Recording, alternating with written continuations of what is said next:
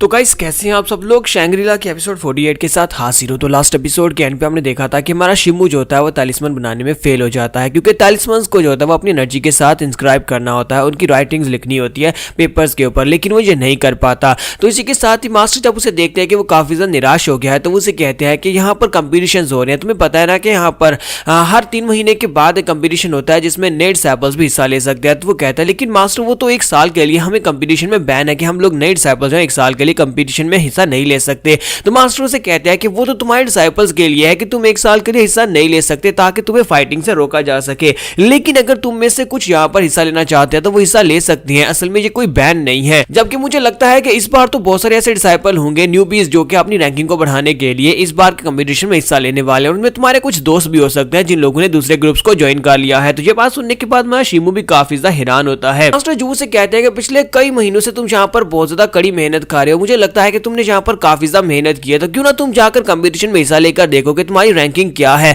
इस बार के नेड सैपल्स की 500 की रैंकिंग में से देखते हैं कि तुम कौन सी रैंकिंग के ऊपर आ सकते हो, तुम्हें कौन सा रैंक मिलता है। तुम्हारे दोस्त भी वहां पर होंगे, तुम उनके साथ भी जाकर कंपीट कर सकते हो। तुम्हारा शिमून की बात सुनने के बाद सोच रहा होता है कि ये बात तो वाकई में सच है, तो फिर ठीक है चलो चल के देखते हैं। तो वो याद करता है कि बाइशी, ज़ाओमिंग और लैनफैंग, देखता हूं कि तुम लोग यहाँ पर किस लेवल तक पहुंच चुके हो। तुम लोगों ने ग्रुप्स को ज्वाइन किया था, ग्रुप्स को ज्वाइन करने के बाद तुम लोगों की कल्टीवेशन लेवल क्या है और मैं यहाँ पर क्या तुम्हें हरा पाता हूँ या नहीं। और इसी के साथ ही हमारा शिमू जो होता है वो सोच रहा होता है कि मुझे यहाँ पर और ज्यादा मेहनत करने की जरूरत है, और साथ ही वहां पर ब्लड गिरे हुए तालिस्मन की तरफ भी देखता है कि शायद वो यहाँ पर दोबारा तालिस्मन बना सके कंपटीशन के दिन स्टार्ट होने से पहले। और इसी के साथ ही दिखाते हैं कि कंपटीशन का सेकंड राउंड जो है वो स्टार्ट होने वाला है। तो माउंटेन नंबर 20 के ऊपर वहां पर एक एरिना होता है, जिस एरिना में कुछ जूनियर्स खड़े होते हैं और कुछ सीनियर्स खड़े होते हैं। वहां पर स्पेशली जूनियर्स जो होते हैं वो मैच देखने के लिए आए होते हैं, और यहाँ पर सभी को मौका दिया जाएगा कि तुम लोग यहाँ पर चैलेंज कर सकते हो। तो इसी के साथ उन सभी लोगों से कहा जाता है कि यहाँ पर टोटल 4 ग्रुप्स है, चारों ग्रुप्स के लोग यहाँ पर आ चुके हैं।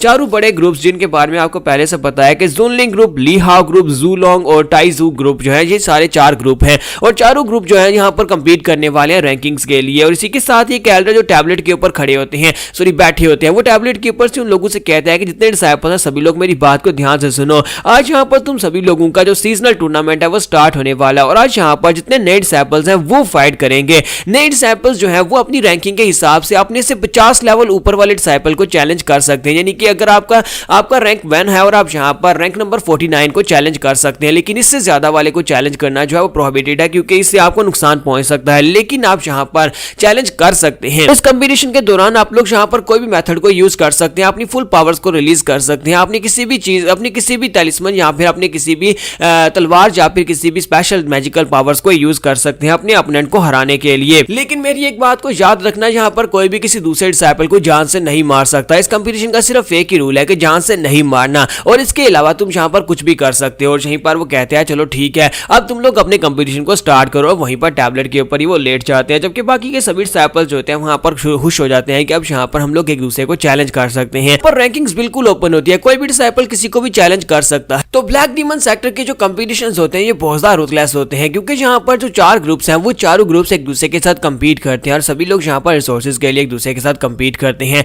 जिस ग्रुप के डिसाइपल्स जो है वो अपने ज्यादा ओपोनेंट्स को हराएंगे और जिनकी रैंकिंग ज्यादा बढ़ेगी उनको यहाँ पर ज्यादा रिसोर्सेज मिलते हैं, जिसकी वजह से उनका ग्रुप जो है वो ज्यादा आगे बढ़ता है। इसी वजह से सभी लोग यहाँ पर बहुत ज्यादा फियर्स फाइट करते हैं। चारों ग्रुप्स के डिसाइपल्स अपने एक दूसरे के साथ बहुत ही जबरदस्त फाइट करने वाले हैं। यहीं पर सीनियर ब्रदर हाओ माओ को दिखाते हैं कि ब्रदर हाओ माओ जो होता है वो अपने ज़ाओमिंग और बाइशी से कहता है कि पिछले साल तो यहाँ पर कंपटीशन बहुत ज्यादा फियर्स हुआ था और हमारे कुछ डिसाइपल्स बहुत ही बुरी तरह से क्रिपल हो गए थे, लेकिन शुक्र करो कि तुम लोग यहाँ पर टॉप 400 में आ चुके हो, और मुझे लगता है कि बहुत ही जल्दी तुम लोग यहाँ पर अपनी रैंकिंग को बढ़ाकर टॉप 50 में पहुंच जाओगे। अगर तुम यहाँ पर मेहनत करते हो तो मुझे लगता है कि तुम लोग टॉप 10 में भी पहुंच सकते हो। तो बाइशी से कहता है कि सीनियर मैं यहाँ पर इतना ज्यादा हाई तो नहीं सोच रहा कि मैं टॉप 10 में पहुंच जाऊं, लेकिन मुझे लगता है कि टॉप 50 में पहुंचना मेरे लिए काफी ज्यादा बेहतर रहेगा। तो इस वक्त हमारा ब्रदर बाइशी जो होता है वो 76 रैंक के ऊपर होता है, जबकि यहीं पर ज़ाओमिंग को दिखाते हैं। ज़ाओमिंग उसे कहता है कि तुम लोग यहाँ पर अगर सोचते हो कि हम लोग टॉप 10 में नहीं पहुंच सकते तो फिर यहाँ पर ये गलत है। बाइशी से वो कहता है कि बाइशी मैं तो यहाँ पर टॉप 10 के लिए ही एम करने वाला, मैं टॉप 10 में जाऊंगा। और ज़ाओमिंग का लेवल इस वक्त 99 होता है, और इसी के साथ ही वो कुकुन की तरफ इशारा करता है और कहता है कि मुझे तो यहाँ पर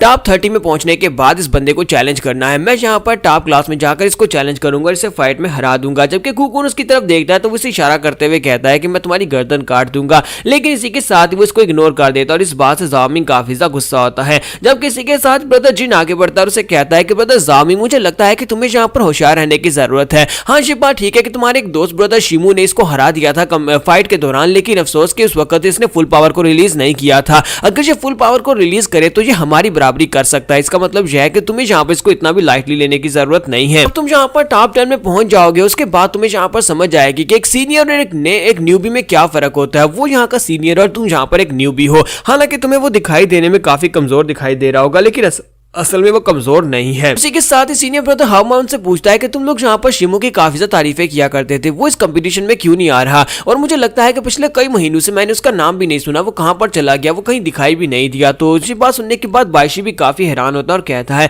मैं भी तो यही सोच रहा हूँ कि इस रैंकिंग में तो उसका नाम भी नहीं है। 500 यानी टॉप 500 की जो रैंकिंग है इसमें उसका नाम भी नहीं है। और यहीं पर लैन फैंग को दिखाता है कि लैन फैंग का जो इस वक्त रैंक होता है वो 82 होता है। और साथ ही वो सोच रही होती है कि पता नहीं शिमू कहाँ पर है, वो अभी तक यहाँ पर आया क्यों नहीं। और साथ ही वो यहाँ पर बायशी के बारे में भी सोच रही होती है कब ये अरीना में आएगा, मैं इसे चैलेंज कर सकूं। जबकि कोकुन उसके साथ ही खड़ा होता है और उसे कहता है कि जिस स्ट्रेंथ लेवल के ऊपर इस वक्त तुम आ चुकी हो, मुझे लगता है कि तुम यहाँ पर बड़ी आसानी के साथ जोनलिंग ग्रुप के उन सभी डिसाइपल्स को हरा सकती हो, तुम उनको हरा पाओगी और तुम्हारे लिए पहुंचना आसान होने वाला है। तो कोकुन उसे कहता है कि अगर हम लोग यहाँ पर अपने जूनियर कंपटीशन को जीत लेते हैं और तुम्हारी रैंकिंग्स काफी ज्यादा बेहतर हो जाती है तो हमारा जूलोंग ग्रुप जो है ये काफी ज्यादा बेहतर हो जाएगा। और साथ ही हमें सीनियर्स की अपनी रैंकिंग को जीतना होगा। हम लोग यहाँ पर सीनियर्स के टॉप 10 के मैचेस में भी अपने लिए अच्छी रैंकिंग हासिल करते हैं तो फिर हमारा ग्रुप जो है बहुत सारे रिसोर्सेज मिलने वाले हैं। जब किसी के साथ ही लैन फेंग उसे कहते हैं कि इसी लिए तो मैं यहाँ पर कब से तैयारी कर रही थी, इसी लिए तो मैंने यहाँ पर तुम्हारे ग्रुप को ज्वाइन किया था ताकि मैं यहाँ पर अपनी ब्लड लाइन पावर्स को बेहतर कर सकूं। मैं इस वक्त पूरी तरह से तैयार हूं। इसी के साथ एक लड़का अरीना में जंप करता है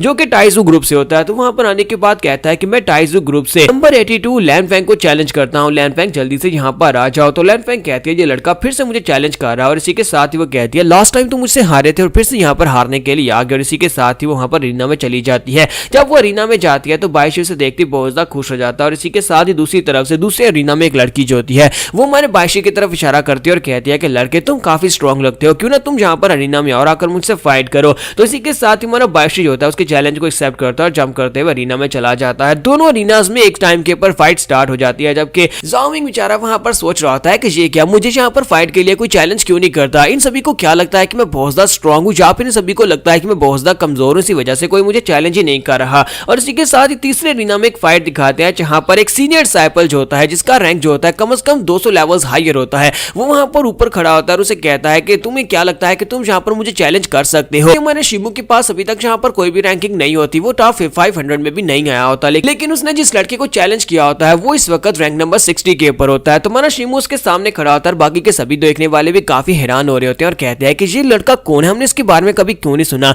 और ये लड़का डायरेक्टली यहाँ पर रैंक नंबर 60 को क्यों चैलेंज कर रहा है, जबकि ये पीछे किसी को भी चैलेंज कर सकता था। ये तो फाइट में मरने वाला है क्योंकि इसे पता ही नहीं है कि क्या करना है। इसका नाम तो टॉप 50 में भी नहीं है। तो यहाँ पर हम लोग अपनी एपिसोड 48 का एंड करेंगे और नेक्स्ट एपिसोड में देखेंगे क्या हमारा शिमू डायरेक्टली यहाँ पर 60 लेवल के ऊपर पहुंच पाएगा या नहीं, या फिर उसे यहाँ पर डिस्क्वालीफाई कर दिया जाएगा। तो एपिसोड की एक्सप्लेनेशन अच्छी लगी हो तो कमेंट करके जरूर बताइएगा। वीडियो को लाइक करना मत भूलिएगा। Thank you.